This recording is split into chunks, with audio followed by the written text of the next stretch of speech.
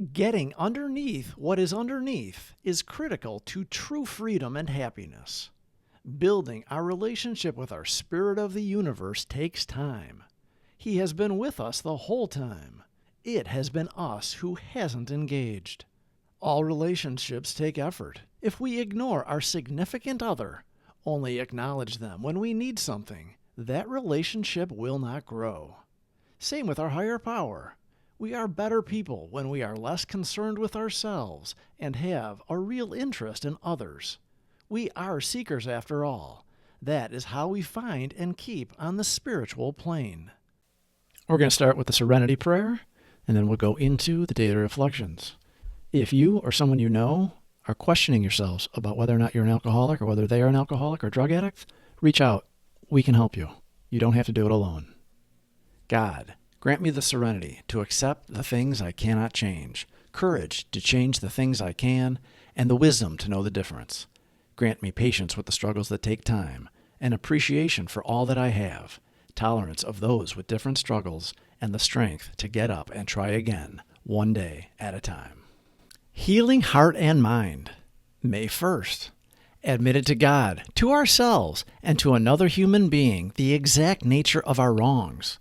12 Steps in 12 Traditions, page 55.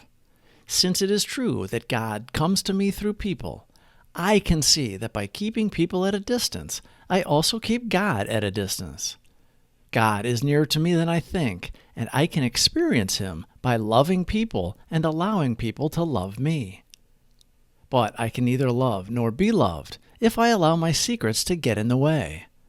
It's the side of myself that I refuse to look at that rules me. I must be willing to look at the dark side in order to heal my mind and heart, because that is the road to freedom. I must walk into darkness to find the light, and walk into fear to find peace. By revealing my secrets, and thereby ridding myself of guilt, I can actually change my thinking.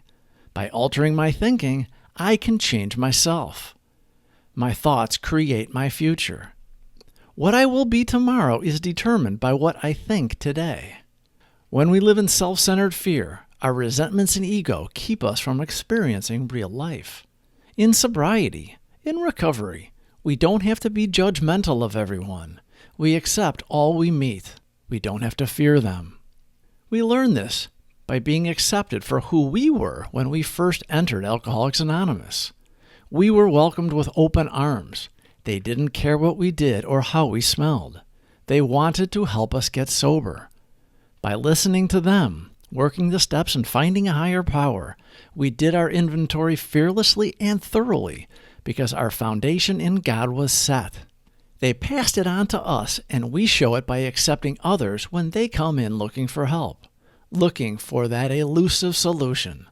Without realizing it, we felt love when we felt unlovable, and we were able to love when we didn't know we could.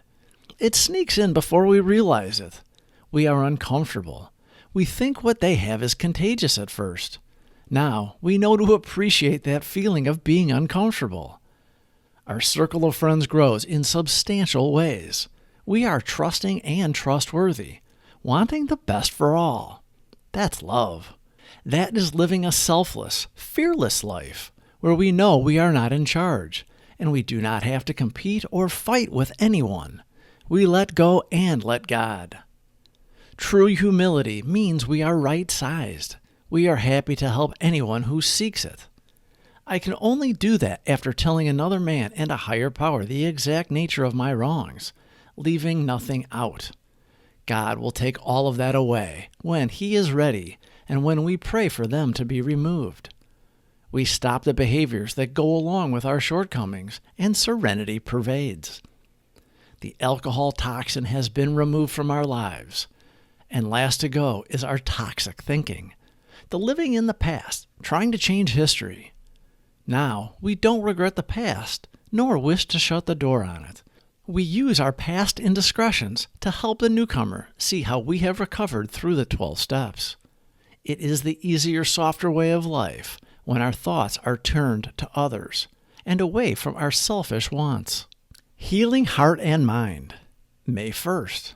Admit it to God, to ourselves, and to another human being the exact nature of our wrongs. 12 Steps in 12 Traditions, page 55. Since it is true that God comes to me through people, I can see that by keeping people at a distance, I also keep God at a distance. God is nearer to me than I think, and I can experience Him by loving people and allowing people to love me.